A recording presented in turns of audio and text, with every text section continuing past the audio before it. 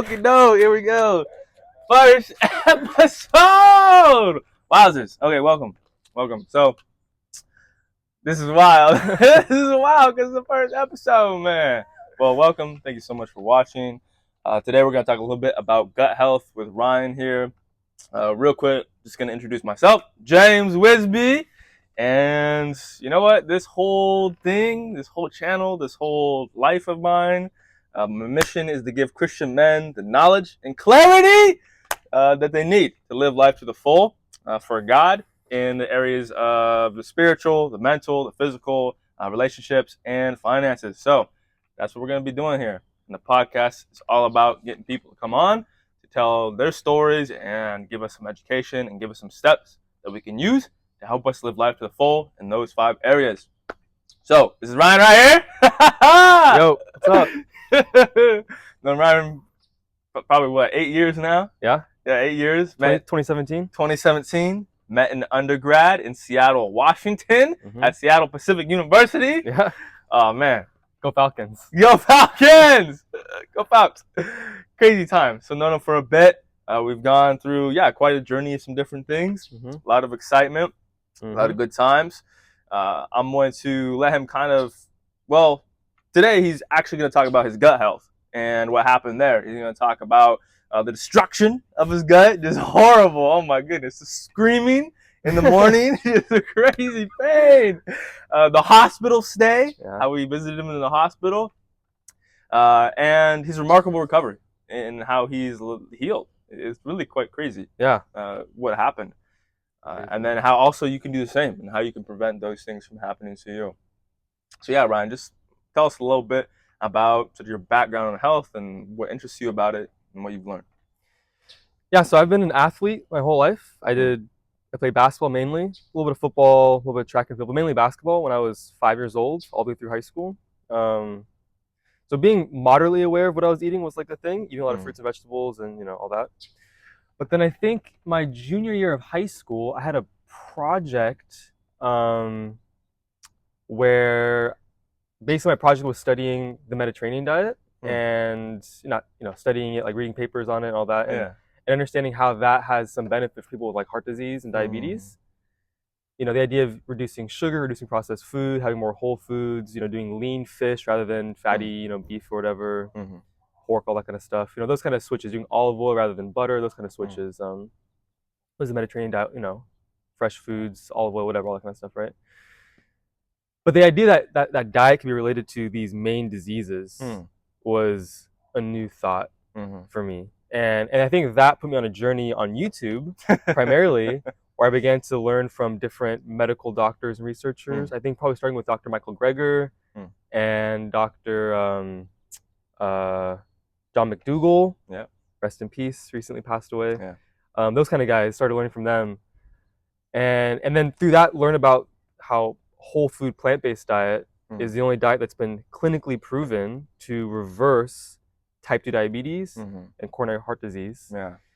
The literature is massive. It was crazy to learn that going back to the 1920s, maybe even earlier, that the literature on plant foods being able to help people alleviate and cure their diseases. I mean, Walter Kempner with his extreme rice diet, helping people lose it's not just about losing weight, but reversing their kidney disease and their heart disease and different things that our number one killer, heart disease, can be not only prevented but reversed with diet. That's pretty crazy. The literature is absolutely massive. I was shocked. It almost felt like a conspiracy theory when I first learned about it. But then realizing the literature is just so big and it's so old, and it covers so many different things, from population studies to clinical trials to studying the blood, studying what happens in petri dishes with cancer cells, all sorts of things. Obviously, all the testimonies are abundant as well. But anyway, so that was that. And then I was learning about it for at least 8 months or so, and then I decided to try like a vegan diet. So my mom and I tried a fruitarian diet, because at that time, a lot of the YouTubers that I was watching were people who were doing fruitarian, like, YouTubers, like vloggers, not researchers, but that seemed interesting and appealing to me. So I tried that. We did it for a couple of weeks, and then we're just too hungry, and so we ended up stopping. And then because we couldn't do the perfect, what at that time I viewed as a perfect version of a vegan diet, we just went back to our normal way of eating. but we were hungry, so we didn't do it the right way for sure. Because people were doing fruitarian diet for many years and have success with it. Anyway, so that was that. And then a year later, my senior year of high school, then that year I decided to try it again. So again, for some reason, because just being silly and not looking at the research, but looking at what I thought was interesting from YouTubers, try to raw vegan diet again. Did it for about 2 weeks, a little bit longer, I think. But then when that didn't work out, we were like, okay, we can just do a cooked food vegan diet, just normal whole food plant-based. I guess it wasn't fully whole food. We ate a lot of things like white rice and pasta and all these things, but a plant-based diet. And that was June 1st, 2017. Wow. So it's been 8 years. Yeah. So yeah, so I've been vegan ever since, basically. Wow. I will say the first time when I stopped being vegan, I had cheese pizza. That's what gave in. I was babysitting for his family, and all I brought was a little baby watermelon and a bunch of bananas. And I had to order them cheese pizza, the kids I was babysitting. And I was so hungry, and I was like, that's it. And I ate cheese pizza. Wow. Well, that's a good way to break it. That was my temptation. Man. Oh, yeah. So got some good background on it, done some things, explored some things. Yeah. But there's something else. There's something else about you, Ryan, that the people should know that I think is exciting. What are you going for school for? Why are you going for school for that? And what's sort of like your like thing that you want to do? Okay, yeah. So I'll back up a little bit. So I started undergrad studying Christian theology. That's why I went to Seattle Pacific University, Christian University, studying theology because I felt this strong pull towards following God, and I felt like I'm someone who likes academics. I like being a scholar, whatever that means to a high schooler, and so I wanted to study theology, right? But then after doing that for a couple of years, I realized like my career trajectory as a theologian, if I do a master's and a PhD in theology, is just going to be purely academic. Like I'm not going to be able to have the way I perceived it, any tangible impact in the world. And the things that I was interested in, like animal agriculture, not only for the ethics of how we treat animals, but also for the effects on the environment. If you go to Cowspiracy's website, Cowspiracy has a huge facts list page from reputable sources on the effects of animal agriculture on the environment. And I was interested in obviously people's individual health, human health. So these things I was really interested in, I was like, I can't really do much with theology degree. I want to do more than that. And I was like, hey, well, what other thing can I study? Long story short, I came to economics was what I wanted to study. My idea being, I can be a researcher. I can study these issues of environmental economics or health economics and make that kind of economic case to show, look at the data and to people and show the economic argument for why people can make individual choices that better themselves and the environment, and policymakers can do the same. Yeah. But then, so I got to grad school. That was my plan. My plan was to study that kind of applied economics, health, and environmental economics. Got to grad school, UC Riverside, and started. Well, I guess actually a little before that, the senior year of college, actually, I had this idea that I pitched to you really early on. At that time I was learning about investing and Renaissance Technologies, Jim Simons, most successful hedge fund of all time, the first one to use quantitative mathematical modeling for making investment decisions back in the 1970s. And so I was thinking about that, and Madison and I, my wife, were driving up to Seattle from California to start school. And we're driving through Portland, or Seattle is what we call it. Yeah.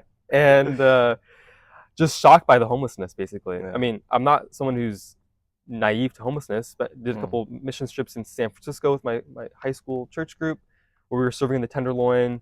One time serving in Skid Row in Los Angeles. I mean, so not unfamiliar with it, but driving through Portland is just shocked by how spread out it was. It was everywhere. It wasn't just in one part of the city, like in San Francisco. At least it was. Now it's worse now. How it was in LA, obviously it's worse now. But just think Portland, wow, it's just spread out everywhere. And I was thinking about this thing, Jim Simons, the homelessness in Seattle, in Portland, and obviously in Seattle as well. All these major cities. And I was like, and somehow I had this idea of these two things to be merged, these two worlds could be brought together. And so my idea that I pitched to you, and this is the reason why I'm in my grad school now. Now I'm not studying health or environmental economics, but I'm studying macro finance. My idea is, wouldn't it be great to have an investment company that instead of generating all of its profits that just make the investors, the researchers wealthy, if those profits could be used to fund existing ministries or used to start our own nonprofit organizations or ministries that are focused on solving these problems, addressing these problems like homelessness, human trafficking, I mean, the list goes on. Food deserts, all sorts of issues, social issues. I mean, the kinds of social issues that that don't have any. If you're a nonprofit, right? If you're a Christian ministry, for example, and you're in this space, you don't have any way of generating any revenue. Yeah. You're purely working on donations. Yeah. So you're resource constrained, but they have the heart and the right vision for solving these real problems. Private sector companies are about making money, and they can make money through ways that are beneficial to society, but there's never any money-making scheme that's going to solve these particular problems. Yeah. And the government has seemed to be very ineffectual at solving these problems. And so it's like, there needs to be a fourth kind of party. Government can't do it. Got a beetle flying around. Government can't do it for one reason or another. Yeah. Doesn't align with their political interests, or they're just bad at understanding causes and effects and people's incentives. Yeah. Private sector has no incentive to work on it. No. Nonprofits have an incentive to work on it, but they don't have the resources. They do work on it, but they're really constrained by what they can do. So my idea was an organization that's for profit. Yeah. That can have potential of a huge profit margin. Yeah. As an investment company, I mean, your costs are relatively low. People, they pay a lot of salaries usually. They pay for, leasing an office, having good technology. But they're not like a manufacturing company. They're not like a Walmart. They're not like an airline or a restaurant. They can have very large margins. Yeah. And so what about taking those margins, minimizing our salary as little as possible, and maximizing the potential we can give? So that's a long way of saying that's what I'm doing is going in my fourth year. My research in very broad terms is around building investment strategies. Yeah. So that hopefully not too long from now I can begin slowly building up a fund of our own. Yeah, so this is actually really, really exciting. Yeah. Because Shepherd is not just a regular old investment firm where we're just like making money and then, oh wow, we're rich. And it's not just a regular old like nonprofit thing where it's like, wow, we're gonna like do good works, but we need your money. Yeah. It's pairing those two together. Yeah. Where we're like, wow, we have tons of money to do things, and we're gonna do some awesome works and work with some people, and it's really pulling everything in life together to make the world a better place. Yeah, and even for the people who are investing in us, they can. The idea is we make a profit for them. We charge a fee. Yeah. Use that fee to build our own, investment machine. So it's like we could even partner with churches one day. Partner with churches. Yeah. Take their, have them invest in us. We give them great returns. Yeah. Help them do their kingdom work. Yeah. We make profit off that. It's like a win-win-win situation. The people who are struggling, who need help, who caught up in human trafficking or homelessness, or I even have ideas of helping animals. It's kind of controversial. I don't think it's controversial, but people don't like helping animals, and there's humans that need help also. We can help both. But yeah. Yeah, this is exciting. So it's gonna be good. You're in fourth year. Yeah. So almost done. Yeah. And so we'll see what happens in the next couple of years. We'll see. Super exciting. We'll see. We'll see. All right. So let's move on to sort of the meat and potatoes of why we're here. Okay. We're gonna talk. Well, I guess first. We'll talk about a bit about your story, and we'll sort of end with some rapid fire question things, and help them out with some action steps. Yeah. So first one is, when was the main turning point where you realized, oh my goodness, like I have to do something about this pain, this gut problem? So last year, around June, I started cycling. Like I was cycling before that, commuting to and from school, 7 miles each way. But I started cycling like, long distances, doing 30 mile, 50 mile, 60 mile, building up towards 100 mile. I think the longest ride I ever did was maybe 65 miles. So doing these long rides where I was out for several hours, and knowing that when people do kind of these long distance events, like digestion is a really big component. Like you can't be eating a Chipotle burrito while on the bike 3 hours into a ride in 100 degrees outside weather, right? Yeah. So you need things that you need a lot of fuel, you need a lot of carbohydrates. I think the general recommendation for people doing these kind of high aerobic exercises like running, swimming, biking, hiking is something like 10 grams of carbohydrates. 1 gram of carbohydrates per kilogram of body weight per hour. So at the time I'm like 60 kilograms, so it's like 60 grams of carbohydrates per hour. So what does that look like? So, but you also want it to be things that are easy digestible, not a lot of fibrous food. So for most people, it usually means things like goo or some sort of gel, some sort of simple sugar, or simple as easy as like Scratch or Gatorade powder, whatever kind of things, or even just sugar water, which is what I was doing. It's sugar water, a little bit of salt. I mean, that's the cheapest way to get electrolytes plus carbohydrates plus hydration. Sugar water. So I'd have 1 bottle of sugar water, 1 bottle of plain water, going back and forth drinking that. So that's what it was. Or there'll be some other small foods here and there, like maybe some dried fruit or some other kind of snacks or whatever. But mainly it was almost entirely sugar water. And so after doing that for a few weeks, I noticed my digestion getting very bad and just a lot of pain. Like usually in the evening, a lot of bloating at night after dinner, a lot of just gut pain, mainly in the left area, and then just very frequent stool, very frequent bowel movements, and very, very loose, essentially diarrhea stool, like very consistently. And so it was at that point where I started getting the pain that was like chronic. It was day after day after day, maybe for a week or 2 weeks, where I realized something is wrong. Yeah. I shouldn't be getting this bloating every day and this pain. There was never any nausea, but diarrhea. Yeah. So then what I did was I contacted Kaiser and set up an appointment with a gastroenterologist. Okay. Yeah. And that was the point. Yeah, you're like, okay, this is not normal. So that's probably like July 2023. July 2023. Okay. Yeah. Like this is not normal. It shouldn't be like. Yeah. This shouldn't be happening. I'm in pain every day. Yeah. Pain every day. Okay. Yeah. And that's when you contact. Yeah. That's a good first step. Yeah. All right. Let's see. So looking back, let's look back up a little bit, I guess. So you're saying that doing all the increase in biking and all the sugar, was there anything else that sort of like caused this to happen, or things that maybe like in your past that may tell a story about that? So I think to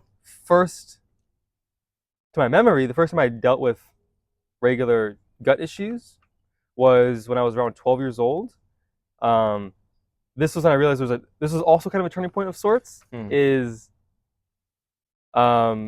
years old, I was in 7th grade, or maybe I was in 8th grade. Maybe I was 13. I don't know. I think I was in 8th grade, and our honors history class had this like American Revolutionary War like reenactment day, or maybe week, and we have to do a thing every day where we had these in the quad. Was also these different booths where there's different stations. So I can't remember who I was, some general at Shiloh War or something like that. Anyways, and the idea is all the 8th graders in this class are set up in these different booths, dressed up. We're in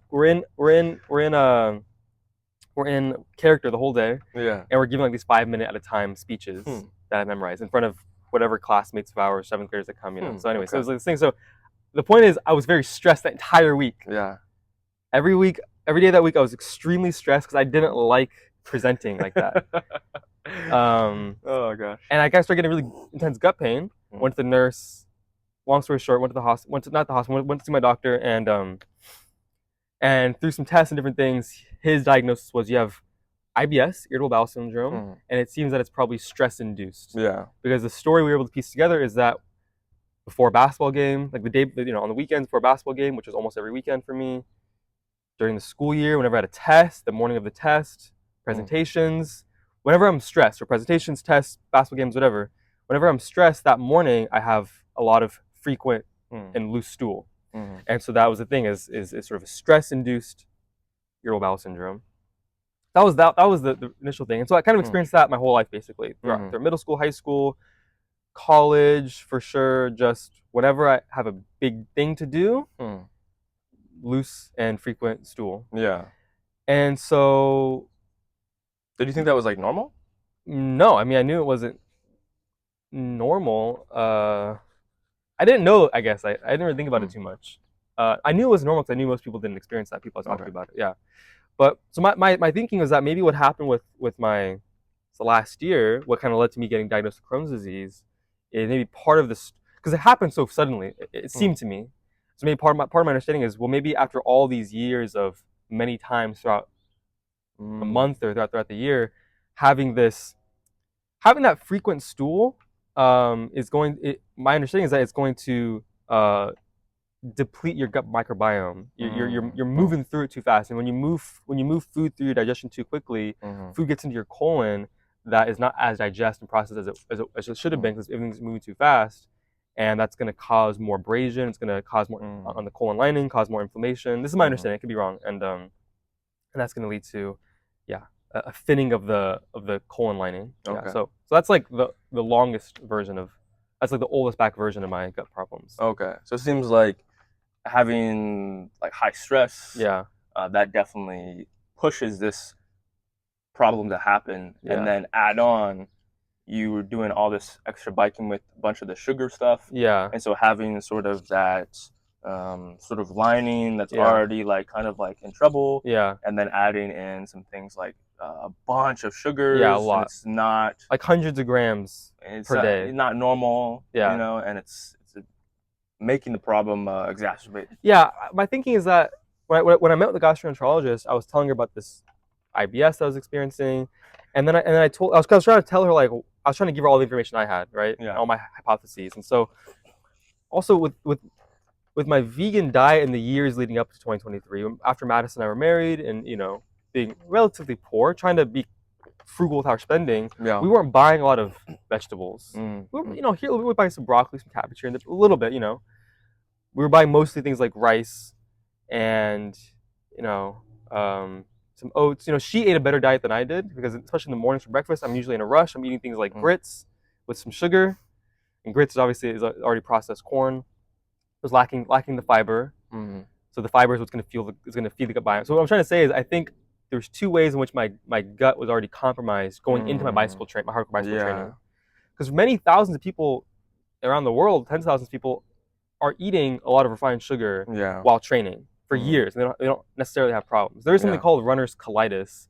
Colitis is colon inflammation. Yeah. So there's a lot of things to say. So let me go logically though. So I think there's two ways in which I already had a compromised gut. One of those ways is that I had this long, at that point, 11, 12-year experience of stress-induced IBS. Yeah. That I never figured out how to resolve. Plus, the year or two leading up to when this happened in June 2023, I wasn't eating a lot of fibrous foods. Maybe more than the average American, but not enough that I would consider a very healthy level, because my breakfast would be a lot of things like grits and sugar, so pretty much no fiber there, or toast and jam, a lot of sugar. Yeah. And again, very little fiber, because it's not really that quality of bread. I have some oatmeal here and there, but it was mainly stuff like that. For lunch, it was a lot of white rice and this Harvest, it's called Harvest Blend from Trader Joe's, which is like couscous, pasta, no fiber, basically no fiber. Orzo, pasta, basically no fiber. But then some red quinoa and some split garbanzo beans and split yellow peas. That'd be my lunch, or be rice plus lentils, which is a good amount of fiber. Yeah. And then dinner would be, again, more white rice, and then some tofu, maybe some vegetables or some beans or something else.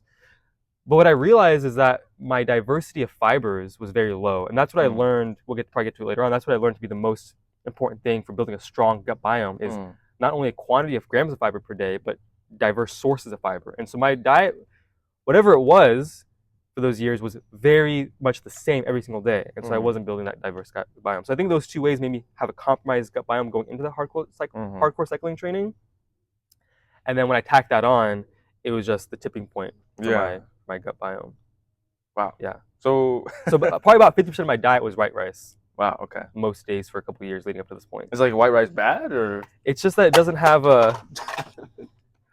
there's pretty much no fiber in it, and so white rice is very easy to digest. It's low fat. It's basically no fat. It's very Did it disconnect? No, we're good.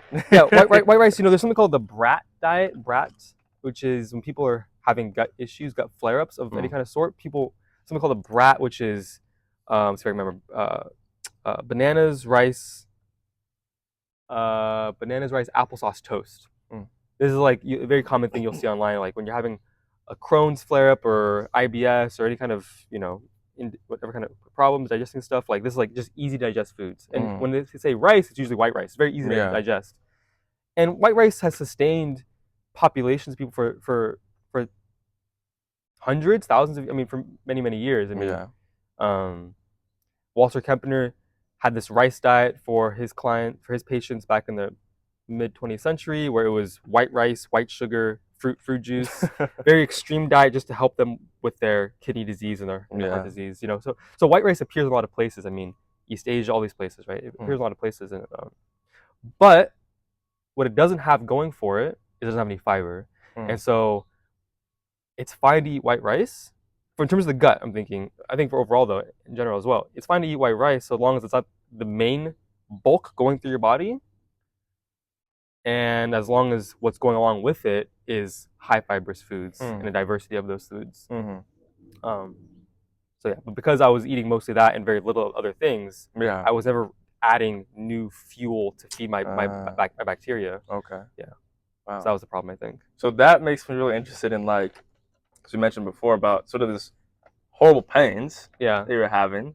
Can you just tell us a little bit more about sort of like perhaps the first morning that you had those, like the duration of that, like what it was about, and why nobody would want to feel that? So I'll start by saying that people who have Crohn's disease, one of the hallmarks oftentimes is blood in the stool, and I never experienced that. At worst, I probably had like a very moderate version of Crohn's, a very mild version of Crohn's disease. But what I experienced was extreme urgency to use the bathroom in the mornings. I mean, throughout the day, but especially in the morning, extreme urgency. Like I could tell the moment I feel the need to go poop, I'd have seconds. I could feel the count. Wow. I would be rushing to find the bathroom. And that's a common thing people experience with any sort of IBD, inflammatory bowel disease. So that was one thing I experienced. But in the morning, waking up and just having this, not just necessarily localized on the left side, but just this overall feeling of sickness. I wouldn't call it nausea, but it was like nausea. It was like just this overall, I couldn't pinpoint a certain area, just the overall just feeling doesn't feel good. In the mornings, almost every morning for, I don't know, a few weeks, and then after that for a couple months, very, very off and on, until it went away altogether. And then throughout the day, being mostly okay. But I would notice after meals, especially like I would notice after lunch and after dinner, just again this wholesale feeling of discomfort. And then in the evenings, a lot of times on the left side, a lot of very notable acute pain. It would feel better if I laid on my left side, for whatever reason, and then a lot of bloating in the evening and sharp pain and many bowel movements throughout the day. I don't know. I can't remember how many. Maybe like 7, 8, 9, 10 bowel movements a day for a while. Wow. So not fun. No, very painful. But if you go online, you'll see many people have way worse stories than me. I also did lose weight. So I was about 135. So let's see, I was about 145 for a long time, for a couple of years, and then I started cycling. Before June, so throughout the fall, winter, spring, before that June happened, cycling a lot, went down about 10 pounds. But I was still climbing a lot, so my climbing performance, if anything, improved because I lost weight, primarily fat weight. Didn't have much weight to lose, but a little bit of fat, 10 pounds. So about 135, and then once all this stuff started happening, I had to experiment with my diet, and I was going about the bathroom a lot. I probably went down to I think my lowest was like 127 to 128, which was very low for me. I'm 5'9", so someone could do the math. BMI, my 127, 128 is very, very light, and so now I'm back to 135, and but yeah, those are my symptoms. Man. Yeah. So how? I mean, when you were going through all of this, like, because you're a Christian man, how did you I guess reconcile any of this, or how do you feel about this? Like, were you ever angry at God, or hey, why is this happening to me, or come on, God, or how was that? I actually never had those negative thoughts towards God because I knew it was all my fault. I knew it's completely my doing. Yeah. See, I think I'm very fortunate, and maybe this is one way which I should thank God for, is because of my understanding of nutrition and health and medicine, the extent to which I'm a very lay person, but the extent to which I am aware of it, I know that these inflammatory diseases, inflammatory issues take the form of arthritis, all the way down to the gut biome. Inflammation takes many, many forms in the human body. Very much aware that this is a relatively modern, but certainly Western set of issues. Yeah. And so when I would hear things online from, again, lay people all the way up to doctors saying things like, we don't know the cause of Crohn's disease. It just happens to some people. Maybe it's genetic. I'm already very suspicious that that's the case. Yeah. And so because of that, I never had the opportunity to blame God for it, basically. Yeah. If it was purely random, then maybe I could be like, why did this happen to me? But But even if it was random, I mean, there's random things that happen all the time. I don't think God necessarily induces to us. Yeah. But because I knew it was my fault. I knew I had made choices that led me to this point. But during that time, being in all that pain, it led me more to prayer and to, you know, asking for healing and just turning to God. You know, anytime in my life when I've had major struggles, whether it's my gut pain or in my first year of the PhD program, studying for my comprehensive exams, just being worried about that. Yeah. Back in college, taking really difficult math classes, all these kind of things. Those times always turn me to God in prayer, and oftentimes also towards worship music. Yeah. As a way to remind myself of the truth of who I am in God and who God is in my life. So that was the change there. Yeah. Just more frequent prayer, probably, and more fervent prayer. Worship, fervency. Yeah. No blaming. Yeah. Yeah, I think this is a really important just mindset thing in general. Yeah. Is to make sure that, okay, yeah, a lot of the things that we go through, consequences, yeah, are things that we put ourselves in. Yeah. It's not necessarily something that, you know, because my assumption is that God is not just being like, oh, that person is bad, that person is bad. Yeah. I'm going to punish them because we're all bad. Yeah. You know, and so, and God loves us and he wants us to have a fruitful life. Yeah. And so most of the things that we struggle with are things we cause ourselves. Yeah. So yeah, it's a really good viewpoint to have. Oh, wildlife back there. Yeah, crazy wildlife back there. So then through, kind of take us now, because we talked about the pain. Yeah. We talked about sort of what started it. Yeah. What is like the actual like healing process that you went through in terms of like what happened to the doctors, what they told you to do, like what you started eating, different like protocols that you like started doing. Yeah. So let's see if I can remember. So when I met with my gastroenterologist, I think I was already a few days, maybe a week into a low FODMAP diet. So low FODMAP stands for low fermentable oligo mono and saccharides. Low oligosaccharides, monosaccharides, disaccharides, and polyols. Basically, it's very easy to look up low FODMAP. FODMAPs are the kinds of carbohydrates. So all these the ODMP are types of carbohydrates that are easily fermentable in the gut, and that fermentation leads to bloating. Okay. And can be foods that are more susceptible to causing not inflammation. I mean, these are healthy foods. You look at it's many fruits, vegetables. I mean, these are whole grains. These are all very healthy foods. Just that of the plant foods, these are the ones that cause more of this, bloating. So and then, they're not necessarily bad. It's just that in terms of somebody who's having gut issues, these are going to ferment more and cause more bloating, more issues. Yeah, like so maybe exactly. So maybe if maybe the idea, the way to think about it is foods that are high in FODMAPs, the foods that you restrict on the low FODMAP diet, the high FODMAP foods maybe the low FODMAP foods, the foods that you're only eating on this kind of diet are the easiest to process. Okay. The easiest possible foods to process among the plant foods anyways. I came across that because my first resource that was very, very helpful to me in my healing journey was this medical doctor, Michael Ruscio, Ruscio, I think is his name, Michael Ruscio, who's on YouTube, and he's an MD, and yeah, he has a lot of videos related to ulcerative colitis, Crohn's disease, general colitis, irritable bowel syndrome. I mean, all sorts of things, even things like SIBO, small intestinal bowel overgrowth, bacterial overgrowth, all sorts of things, all sorts of gut things. He seems to be something of an expert in. And I was trying to get help. What can I do? And so one of the things he recommends, all his recommendations are based on evidence, which is great. All the recommendations, he'll show the research papers and go through it and talk about its credibility, talk about methodology, and goes into a lot of nerdy details there. So that's why I really respected. Yeah. And so one of the things he talked about is this low FODMAP diet seems to be a helpful elimination diet. So the way you do low FODMAP diet typically is you do an elimination phase where you're strictly eating these low FODMAP foods. And maybe it's a little bit easier if you're someone who eats animal products, because obviously meat doesn't have any fiber, so meat doesn't have any kind of FODMAPs. Anyways, but people who do it vegan, for sure you can do it vegan. So you do the elimination phase where you get rid of the high FODMAP stuff for about 2 weeks or until your symptoms are better. And then you go into I can't remember the word, the kind of the reintroduction phase, where you one at a time of the different FODMAP categories, you add sort of one food at a time of the high FODMAP categories back into your diet and see how you respond to it. Okay. So when I was doing it, I was pretty much just eating white rice, because at this point I didn't quite understand but so white rice, potatoes, tofu, some vegetables, some fruit, but very little. You know, just very simple. Mm. And obviously no sugar. That was the first thing I decided to get out, was sugar in my diet. Mm-hmm.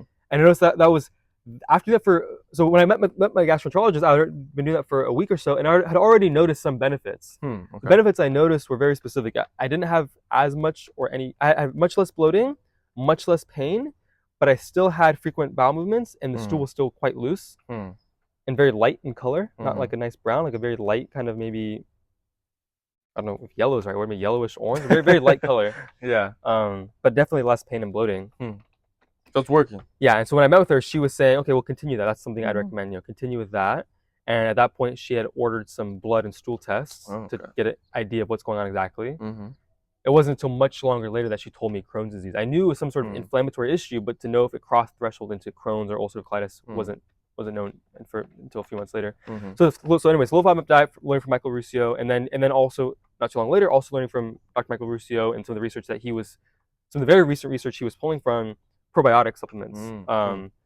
Because the idea is, when you're at this stage where I was at, your gut lining is very thin. So the way it works is, it's called leaky gut, or it's the more technical phrase for it is dang,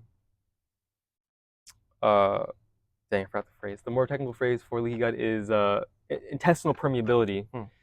That your gut lining is thin, and so when food is moving through your small intestine, but mainly when food's moving through your colon,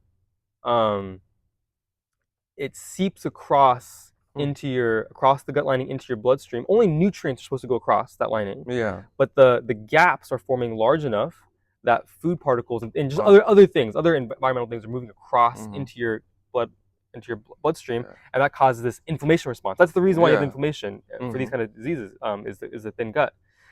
And so the idea is first step is you need to reduce the things that are causing the inflammation. Have really easy to digest things. Second step is to rebuild the gut lining. Okay. And so the way you do that is twofold. The first one is getting probiotics, because you've lost so much bacteria, and so you've lost that thick, robust gut lining, so you need to add bacteria. So the most basic thing you take is a lactobacillus bifidobacterium blend, a lacto-bifido blend. Okay. Very easy to find at CVS, Rite Aid, anywhere. Find it anywhere. Is there a particular one that you'd recommend? The one I think was Garden of Life. I think was one I got. I think what Michael Ruscio says is you want to make sure you get one that has, it's a diverse spectrum. So I think one I was getting was like 14 or 20 different kinds of specific strains, and then of those strains, it's millions or billions of bacteria cultures. So you want to get one that's diverse. Usually lactobifido, I think, is the best one that literature shows. Second thing you want to find is that it's third-party tested. I think the NSA, I can't remember the organization, it's third-party tested, just to make sure, because these things are not FDA approved, any kind of supplements. So you want to make sure that some third party, so a party that's not you, a party that's not the company, that is testing to make sure it's legit. And the third thing you want to check for with these probiotics is that that there's no other weird added ingredients. I can't remember what the weird things are, but it's not hard to find. There's sometimes they add weird fillers in there, so you make sure you're not getting any of that stuff. So it's not super expensive. I think the bottle I got had like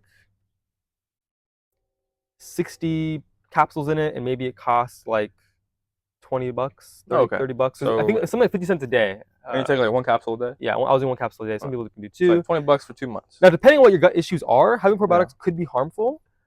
I think, for example, if you have SIBO, small intestinal bacterial overgrowth, then adding more bacteria wouldn't necessarily be helpful. So how would somebody know whether or not it'd be safe for them?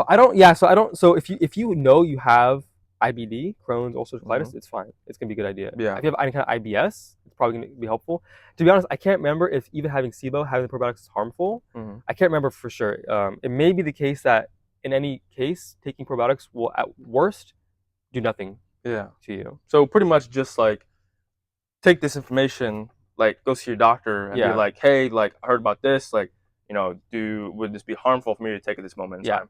If it wouldn't be harmful, then it's probably gonna be, I mean, at least it'd be neutral. But yeah, I think in most cases, I just can't recall at this point. Maybe several months ago I could recall, but anyway.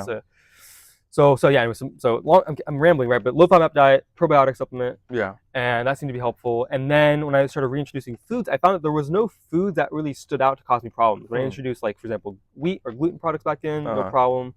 fruits or lentils or beans, no problems. There was never any food identified that actually caused me a problem, which is good. You know, the idea of a low-fiber diet is an elimination diet. And so, for example, people who have all sorts of autoimmune conditions will try like low FODMAP, or they'll try other kinds of elimination diets. A popular one nowadays is carnivore diet. Yeah. Carnivore diet is helpful for people because it's an elimination diet. Yeah. You cut out, it's like throwing the baby out with bathwater. You cut out the things that are harmful to you, but you also get rid of all these super nutritious foods. Yeah. And so elimination diet is not the kind of diet you want to follow for a long time. It's meant to be a very short period, 2-week elimination, 2-week reintroduction, and then the rest of your life after that of finding foods that are helpful and foods that are harmful. So I found nothing to be harmful. And then it was around end of the summer where I learned about something called plant points. So Dr. Will BULSIEWICZ, I think is how you say his last name, and his team have been doing research around how to improve the gut microbiome through diversity of plant foods. I don't think it was their original idea, but he's become very famous. Built on it. Yeah. And it's the idea, so one of the research papers they published was looking at people who had 10 plant points in a week versus people who have 30 plant points in a week and seeing the changes to their gut microbiome. So plant points, it's basically just number of unique whole plant foods over the course of a week. And then maybe some 1/4 points for spices and stuff like that. But basically, you know, having brown rice is a plant point, having white rice is not a plant point. Okay. Having barley is a plant point, having, you know, enriched white flour is not a plant point. Because it's the same thing, it's just in a different form. Well, no, it has no fiber. It's refined. So, so it needs to be a whole plant food. Yeah. So nothing taken away, basically. Okay. Nothing taken away. Just the food itself. Yeah. So oats is a plant point. Okay. Bananas, any kind of fruit you can think of, vegetable you can think of is a plant point. But the refined thing, the processed things are not plant points. And so thinking like, how can I maximize the variety of my plant foods in a week? Well, I'm just curious, like real quick. Yeah. What's like the main benefit that they found from like 10 to 30? Okay. So I can't remember the exact metrics they look at, but it's things like what's it called? Short chain fatty acids, butyrate. So the story I understand is like this: you eat food that has fiber in it.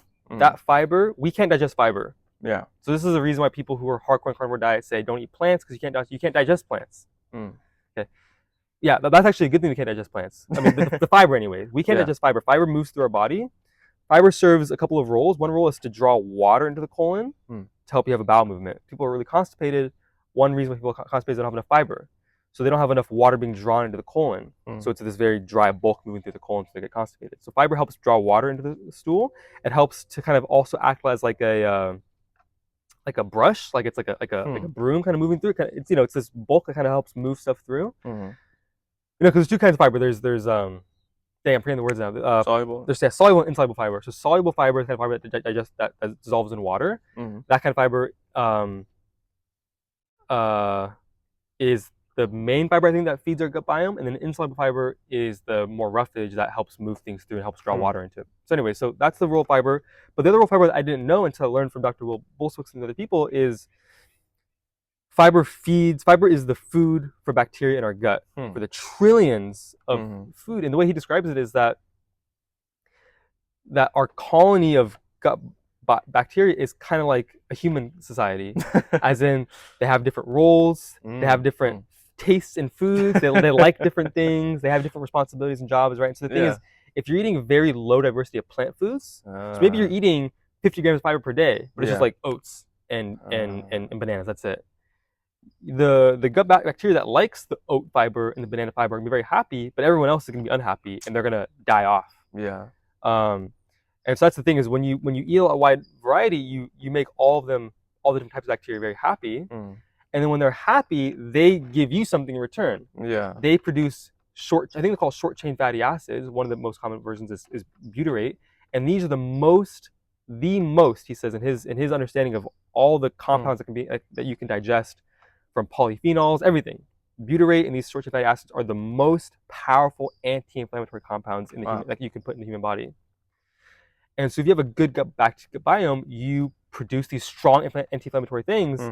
And fighting inflammation is very important. You know, the gut has something like 70% of your immune system. Wow. We think of immune system, we think of drinking having oranges, vitamin C, maybe some zinc, getting sunshine, all these kind of things.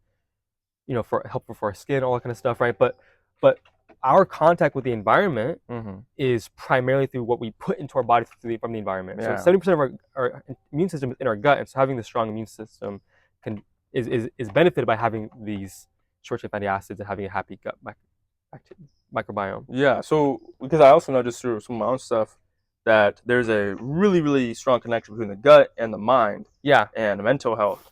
Yeah. But then it seems like you're also telling me that there's a very, very important connection between the gut and our whole immune system. Yeah. And yeah, so people who have intestinal permeability, leaky gut, having these general, I mean, these are very, very common actually. I don't know the exact percentage, but it's a very, very common experience. Mm-hmm. It manifests in different ways. Mm. So for many people, it manifests as diarrhea. Uh-huh. So for some people, it actually manifests as constipation. For many people, it manifests as bloating. Anyone who experiences bloating on a regular basis, it's likely to have a leaky gut. Mm. It manifests as acne. Oh. It manifests as dry skin. Wow. Brain fog. Mm. The leaky gut manifests in all sorts of ways for different people for a variety of reasons I don't fully know. And it's a very new area of research, so many people don't actually know quite yet. But the brain gut axis, the gut skin axis, the gut immune system axis is becoming very, very well understood. So for many people who have chronic issues, one remedy that they use very extremely is injecting people, is putting stool from a healthy gut into you. So whether it's an injection, whether it's a pill, ingestion, or up the rectum, taking capsules of people's stool that have good bacteria, good gut bacteria to inoculate your gut bacteria. Yeah. So that's the thing that's happening, and they find that people who are depressed, if you give their stool to somebody else, it makes them depressed. Wow. They find. I'm not sure how robust that findings are. Wow. And so people who are depressed can take maybe the stool of people who are not depressed. Yeah. And maybe that can help their depression. So it seems like there are tons of issues that many of us face. Mm-hmm. Mental health, physical problems, you mentioned acne and whatnot. Yeah. There's a bunch of like energy stuff and whatnot. Energy is a big one, yeah. A bunch of things. It seems that like, okay, if you have a problem that something with you is happening physically or mentally, well, it may be a really good idea to look at your food, what you're taking in, because maybe something's wrong. That is affecting your gut, and your gut is having problems now, and because of that, all these other issues are popping up in your life. Yeah. So it may be a pretty good idea to focus on your gut. Yeah, and energy is a really big one. I can't remember the percentage, but the majority of your calorie expenditure, if you're not an athlete, just on a daily basis, the majority of your calorie expenditure is towards digestion. That's the biggest job your calories are going to fuel is digestion. So people have low energy. I mean, if you're eating a lot of junk food, a lot of processed food, a lot of heavy fatty foods, and you're tired often, I'm very confident that you can improve your energy levels by eating foods that are easier to digest. Yeah. Takes less energy. And that was the first benefit I noticed when I went raw vegan those years ago, was just energy out the roof. Yeah. And this is a common thing people experience when we go vegan in general. But my experience is going from eating normal standard American diet to raw vegan. Yeah. There's a pretty diverse actually range of mostly fruits and vegetables. Because those foods are so easy to digest. Yeah. If you have a healthy gut biome already. And one thing else I noticed I should probably mention is that when I was doing low FODMAP, the first lesson I learned when you're in a place of poor gut health is that eating more insoluble fiber is easier to digest than soluble fiber. Because at that point when my colon's inflamed and the gut lining is very thin, eating that roughage, that soluble fiber, was very problematic. So what a lot of times people do is they'll eat foods that are higher, like for example fruits that are higher in insoluble fiber, limit the rough leafy greens, limit the whole grains. Things like potatoes are without the skin removed, sweet potatoes, skin removed. Many kind of fruits like bananas are very soft. Cantaloupe, melons are very soft on the gut, very soothing. Juicing fruits, because you still get when you juice fruit, you still get the insoluble fiber, the stuff that feeds the gut biome, but you remove the soluble fiber. So in those initial stages, those kind of protocols I think are very helpful. Okay. And then eventually adding back in the soluble fiber. Adding it back. Or sorry, the insoluble fiber. Yeah. The insoluble. Yeah. Okay. And then what is sort of, because there's a lot that you learn through this, a lot of crazy new things, maybe some things that you thought before. So yeah, what are a couple of things that you believed before this whole journey that you thought were like true, and then going through this journey, like, wow, okay, that really changed my mind, or there was some myth that I believed and now has been changed? Okay, so there's a few things. Let's see if I can remember them. So one is that if your diet is just white rice and beans, you're gonna have gut problems eventually, probably. Okay.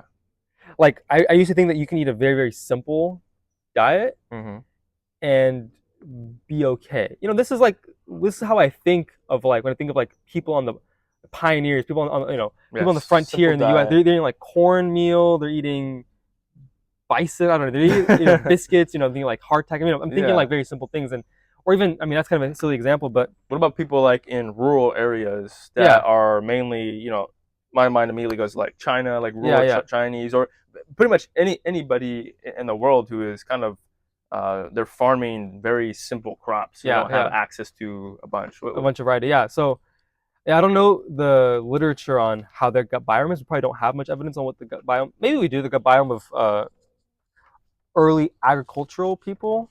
I don't know, but what I can say is they're probably eating less processed foods than I was, or the most Americans are. So maybe even if it's very simple, maybe as long as it's still whole, it's all right. So one thing, at least for myself, me personally, not to make a statement for all of humanity, but for myself personally, that I learned is I shouldn't make white rice the main thing moving through my body every single day. Even though it's really cheap and a good source of carbohydrates. I mean, you know, a dense source of carbohydrates. It's not a good source of carbohydrates in that it doesn't have any fiber really.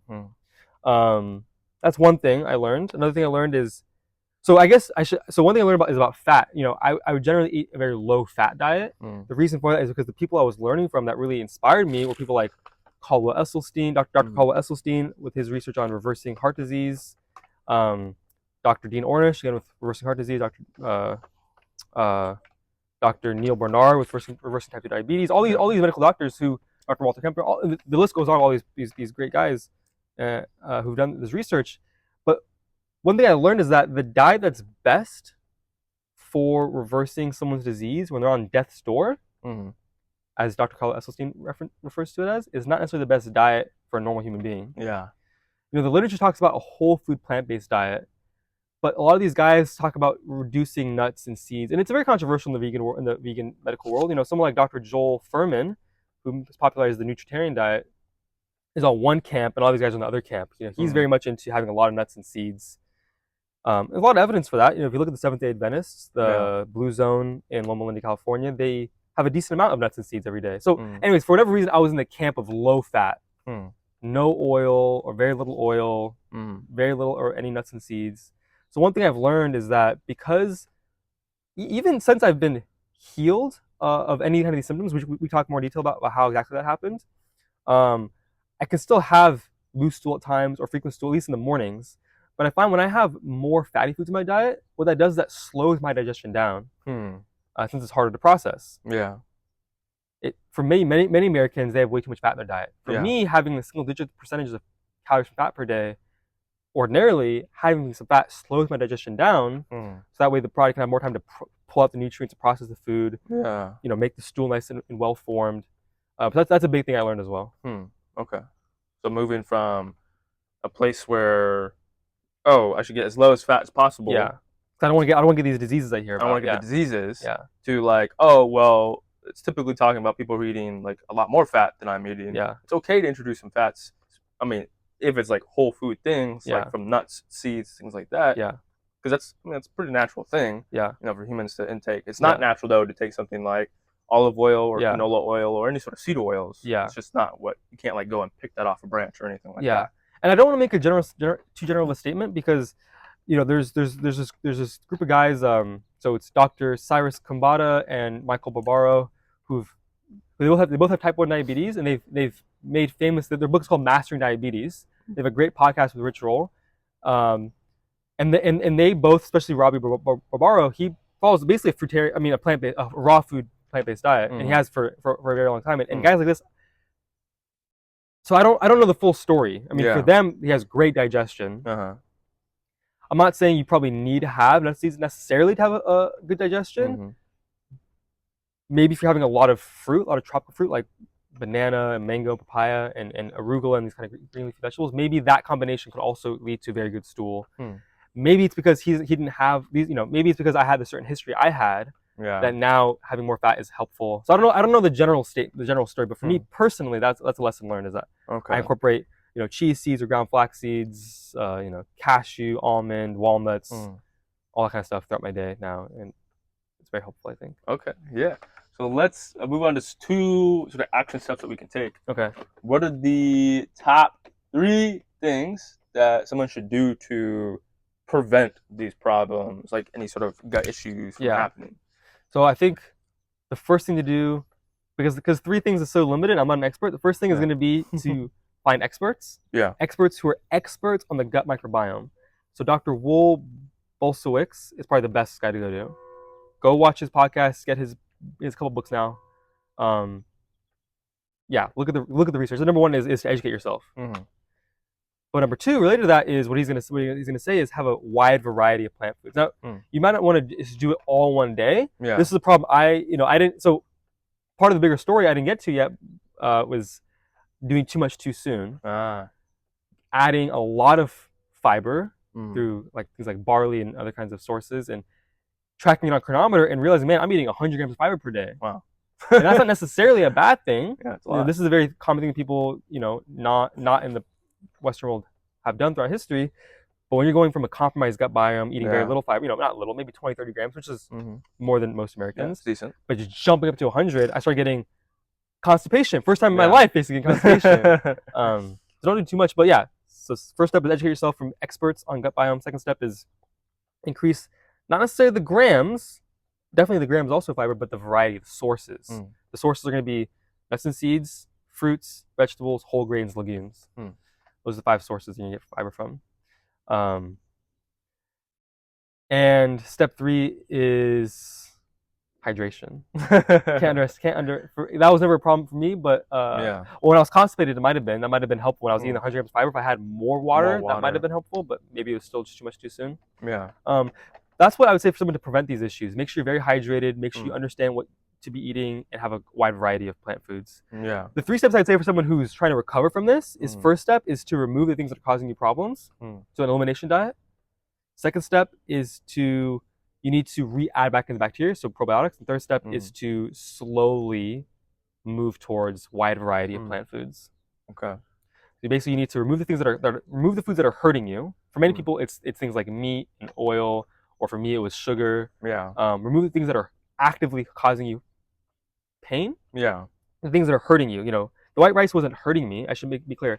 The white rice was never hurting me. The white rice just wasn't adding fiber to me. So someone who lives in rural China who's eating, for example, rice and cabbage and and tofu and bean curd, whatever, eating these kind of very simple foods, carrots, whatever. The white rice isn't hurting them. It's just it's not benefiting them. But the other things you're eating are benefiting them. Or for many people in Eastern Europe, it was potatoes, wheat, cabbage. Yeah. None of those things are right. So anyways, white rice wasn't hurting me. The white sugar was hurting me. For many people, it's oil. For many people, it's meat. For many people, it's dairy. It's a big one for a lot of people. Remove things that are actively hurting you. And then once you've done that, you need to re-add in bacteria, so probiotics. And then you need to give the fuel for bacteria, diversity of plant fibers. Okay. And then is there like anything part of your story that we didn't really cover that you want to talk about? And if not, it's okay. See, I might forget. One thing I want to say, one of the resources, I've mentioned Dr. Michael Ruscio for gut biome, Dr. BULSIEWICZ for gut biome. Another source, not a doctor, not an expert, is his YouTube channel is called High Carb Health. He's an Indian guy living in Australia who had a really terrible experience with ulcerative colitis. But his YouTube channel is dedicated to showing people what he did, what he ate to get out of that situation, and what he eats now. And it's just beautiful. I mean, just look at the plates of foods. It's so beautiful. A lot of sweet potatoes, bananas, kiwis, just the foods he eats. He eats a huge variety of plant foods, and it's very inspiring to look at his plate and see what he's eating. And you can also learn, like, how do you make these foods taste good, but you don't want to spend a lot of time in the kitchen making these fancy. His recipes are very simple, extremely simple, and they look delicious. And I try many of them, and they're very delicious. So that's another resource. That's another part. But the other part of my story, so just to quickly go through how I healed exactly, was low FODMAP diet. Realized none of the high FODMAP foods caused me problems. Dropped the sugar, obviously. Started off then doing normal variety of plant foods, but doing low insoluble fiber just to help me heal better. And then the big turning point, and obviously probiotics and all that, the big turning point then came when I realized like what it would actually mean to have a wide variety of plant foods. So for me, for a while, I was doing a lot of bananas for breakfast, or sweet potatoes or potatoes throughout the day. And then just trying to get a variety, just making a game out of it. Like, you know, instead of just always having like pinto beans, having pinto beans and black beans, garbanzo beans and Great Northern beans and butter beans and all these kind of and kidney beans. Like, you know, thinking about how can I get 30 plant points in a day? Yeah. Like, well, I can easily get 10 legumes. No, sorry, in a week. How can I get 30 plant points in a week? I can easily get 10 from legumes, including lentils and split peas and all these things. And then I'm like, well, how can I get more from the fruit? I can obviously have bananas and grapes and apples and cucumber and bell pepper, you know vegetables. So making a game out of it, that was a big part of it too. Having fun with it, and then adding the fat. But then I guess, so two other things to mention, the hospitalization. So in May, this previous May 2nd, May 1st, there's one day, I was walking to school for lunch today. I had white rice, tofu, and butternut squash.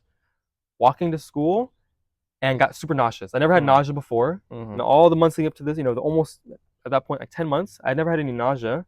Had intense nausea, and then really painful, like projectile vomiting.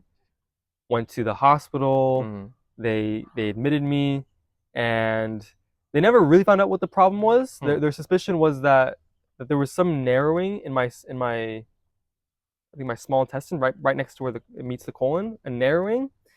And they never found, they were worried that was an obstruction. That's the reason why they hospitalized me, is they were worried there was an obstruction. They were worried there was something in my colon that was not letting food pass through.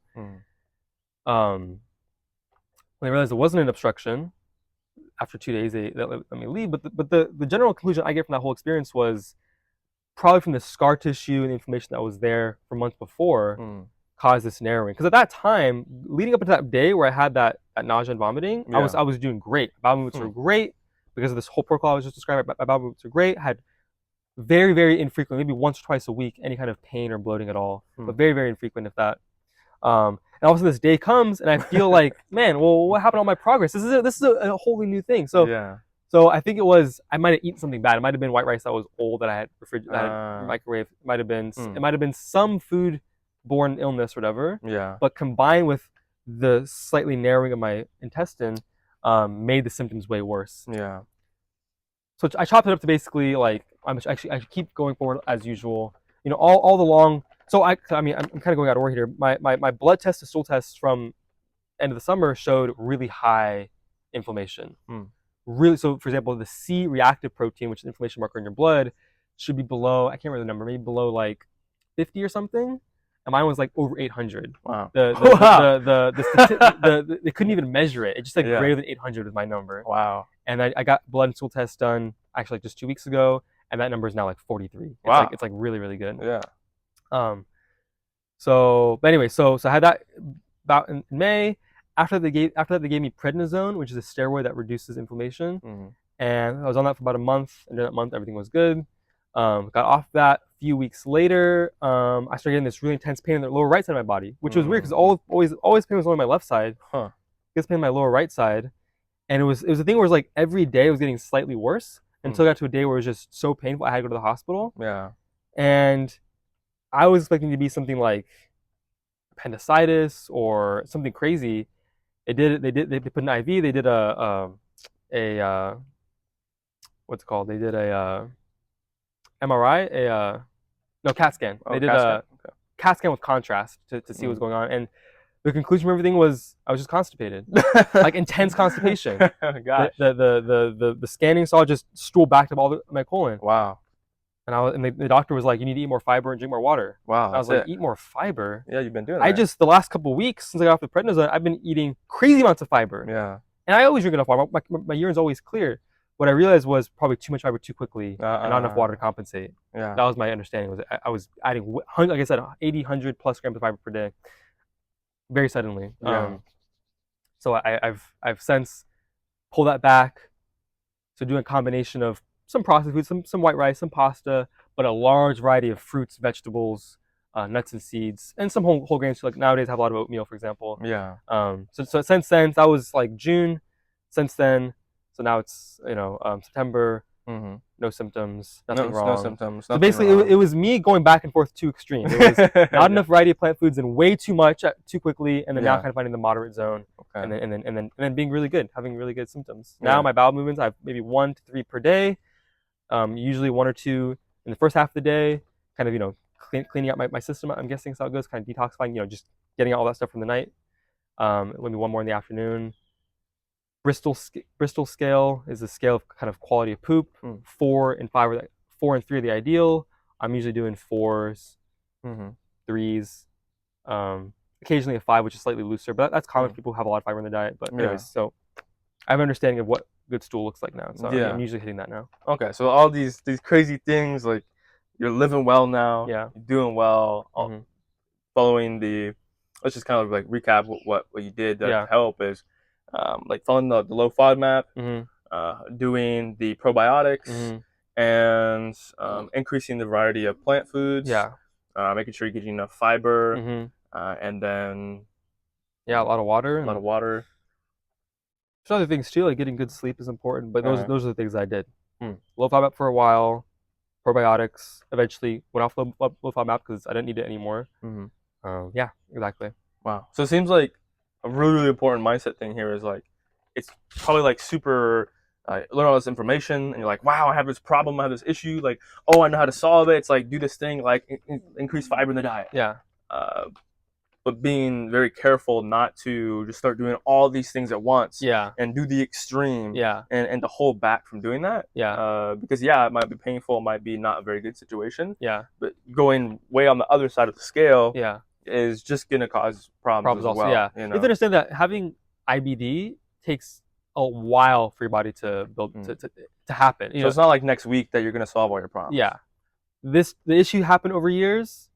The solution's gonna take not a day. Yeah. The solution's gonna take a few weeks, a few months, maybe a year, 2 years. It's gonna take time so you gotta go slowly through the journey. And in the beginning, focus on eating things that are easy to digest. Bananas, whatever, melons, potatoes, sweet potato, things that are soft on the body. In the beginning. And let's just go through like 5 rapid fire questions. Okay. Just to like learn some more here. So look way over here. Hold on one second. The glare is intense. Glare is intense. Get the notes over here. So what's one food that you will never touch again? That you're like, no, I'm not gonna do this.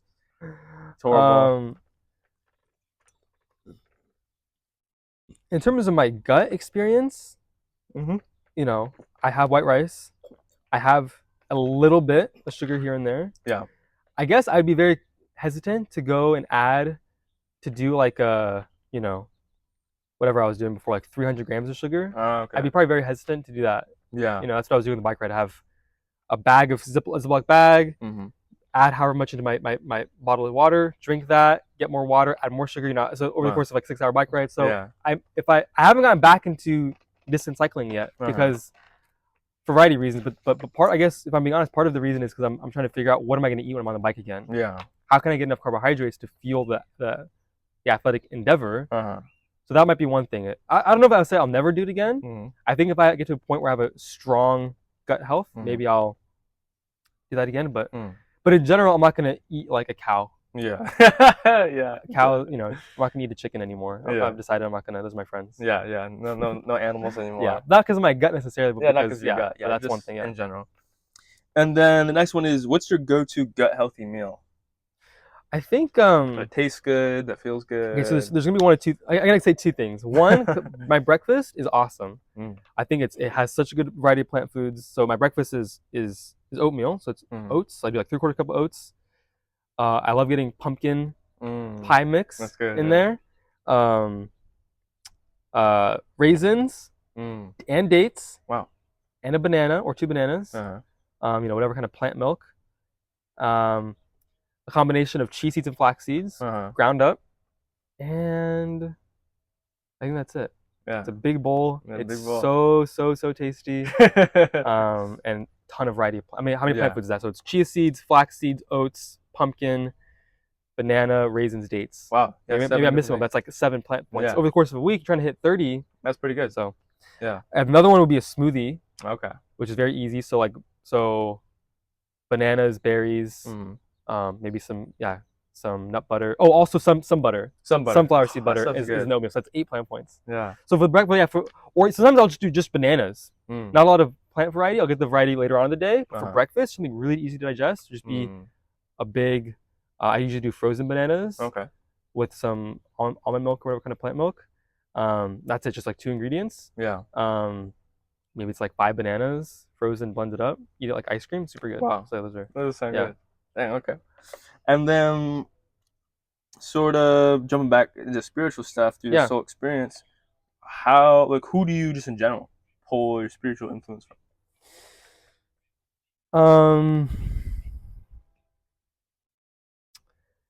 Yeah, my spiritual. I mean, Jesus. Oh yeah, of course. But like my spiritual influence. Who are some of the guys that like you read or you know? Yeah, so I mean, my journey has been very intellectual. So like, so people kind of extreme, but people like Rob Bell, controversial character. But you can read what he says and pull out a good stuff out of it for sure. Peter Rollins, even probably more extreme.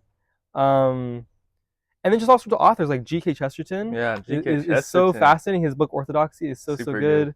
Yeah, Peter Rollins has a lot of parables. He has his book of parables called The Orthodox Heretic and Other Impossible Tales. He has another graphic novel book of parables called The Lonely Forest. Yeah, it's great. Or Tales of Torturous Desire from the Lonely Forest, something like that.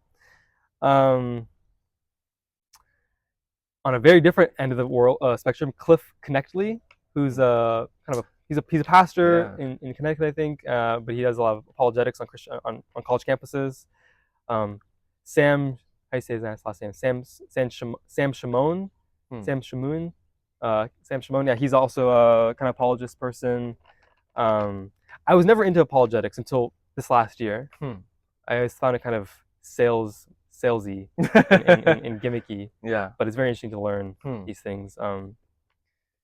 But yeah, John Tyson, his books, our pastors preached on his book Beautiful Resistance. Yeah. What about John Mark Comer? Yeah, John Mark Comer. Yeah, John Mark Comer is such a great resource. So I read his book, The Ruthless Elimination of Hurry. Phenomenal book. Everyone should read that book. So inspiring, so interesting. And there's a book that I'm gonna start reading soon that we're reading in our small group at church called Practicing the Way. Also, another big source of inspiration has been the Bruderhof Christian community. They're very big on Acts 2 to Acts 4. But they have a book edited by one of their members, Charles Moore, who was or still is a Duke theologian.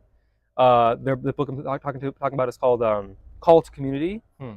It's a compilation of different Christian authors from G.K. Chesterton, Dietrich Bonhoeffer, St. Francis, all sorts of Christian authors talking about this idea of living in community and how living in community is a very important and powerful mechanism for actually following Jesus well. So a lot of good sources. Yeah, that's a variety of sources there. And then what is one book that everyone should read on health? The book that I found to be very interesting is called it's called Dr. Neal Barnard's Program for Reversing Diabetes. It's very fascinating to see how quickly the body can respond to this change in eating and increasing insulin sensitivity. It's important for people to understand that diabetes is an issue of. The reason why that's so interesting to me is because it's so prevalent. Yeah, I think right now about a third of American adults are type 2 diabetic. Wow. And they don't have to be. They don't have to be. And by 2050, the expectation is that about 50% of American adults will be type 2 diabetic. It's a big issue, not just an American issue in America, issue around the Western world and even beyond. I mean, now China and India are rapidly approaching America in rates of diabetes and obesity. And this idea of increasing insulin sensitivity in your diet by basically removing fatty animal foods and animal protein that's very hard on the kidneys, all these kind of things. Increasing insulin sensitivity is really big. So a book I haven't read yet, but I've learned a lot from a podcast that I recommend is Mastering Diabetes by Cyrus Khambatta and Robby Barbaro. Yeah. Or the very infamous book How Not to Die by Dr. Michael Greger. Yeah. And the appendix of that book is ginormous on all the peer-reviewed research papers he's citing. I don't want to recommend one book. I'd recommend one website, and that'd be nutritionfacts.org. Nutritionfacts.org. That's Dr. Michael Greger's website, and he has all these videos on a huge variety of topics. In all the videos, he is citing research papers and methodology, and then helping out with the confusion, because people will say, "Oh, I saw the study that said eating eggs is good for cholesterol, or eating butter is good for cholesterol." He does a great job of showing why they draw those conclusions, the problem with methodology, and then also showing oftentimes who's funding those studies. If an egg industry is funding a study that says eggs are good for you, of course, yeah, you know, you wouldn't want to trust it. Yeah. So yeah, actually a really, really good resource, because I found it's a main problem that we have is two things: is we don't have knowledge, so we're not educated. Yeah. And the second thing is we don't have clarity. So we're like, Yeah. we might have a bunch of knowledge, but then it's like Right. too much, and like what you just mentioned about, oh well, I heard eggs were good, and then I heard eggs were bad here. It's like, well, now I have no clarity. I don't know. I don't know what to do. And so yeah, great resource, nutritionfacts.org. Yeah. To be able to find out, okay, well, this is what people are saying, but here's actually what's going on. Exactly. You never want to do something because someone said so. Yeah. That's an appeal to authority fallacy. Oh, because this person has these letters behind his name, he said it, I should do it. Yeah. Because if you follow that path, you'll never have any clarity. Yeah, never. Because you'll find doctors who say the opposite things of each other all the time. But the benefit of an expert is that they can be your guide through the chaos. They can be your guide through the mess. And if they're saying, and you can follow them and see, is what they're saying lining up with the evidence, with the science? Yeah. Are they showing me why other professionals say something? Mm-hmm. And if they can explain it, then it's helpful. Yeah. So it's important to find someone that doesn't just understand the one side of something. Yeah. But also understands the other side of things and why they would pull those conclusions. Yeah. Exactly. And the last sort of question here is, what does the first 30 minutes of your morning look like? Okay, so I wake up, look to my wife, give her a kiss. Yeah. Go to the bathroom. I'm on clockwork now. I don't have to, but because there's been mornings where it's obviously every morning's a little different, but almost for sure on a normal basis I go poop in the morning.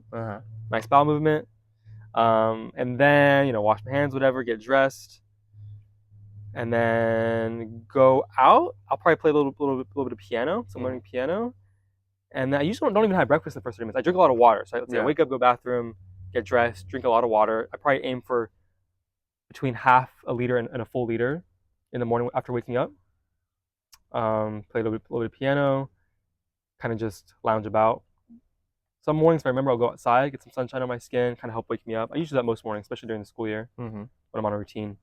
Yeah, I usually don't eat breakfast yet. Maybe in the first hour I'll have breakfast. Okay. But not in the first 30 minutes probably. So pretty chill, nice, relax. Yeah. 30 minutes. Yeah. I don't really have any special routines other than water, pooping, piano, going outside, getting some fresh air. Yeah. Those are all good things though. Getting water, super, super, super important. Go and poop, emptying yourself out. Kissing your wife is important. It's going to add to her lifespan. And probably yours as well. And playing some piano, so learning, engaging the brain, going outside, getting sunlight, activating all that stuff. Yeah, that's really good. Yeah. It's not anything complex, but super, super good. So, this reaches the conclusion. Like, this is really, really good. This was great. Yeah, really, really enjoyed getting all that. I talked so much. Yeah, that's good though. There's a lot of good information. So, if you want to know more or you need help with anything, with gut health, any of the 5 pillars, spiritual, mental, physical, relational, or financial, just go ahead and leave a comment down in the comment section.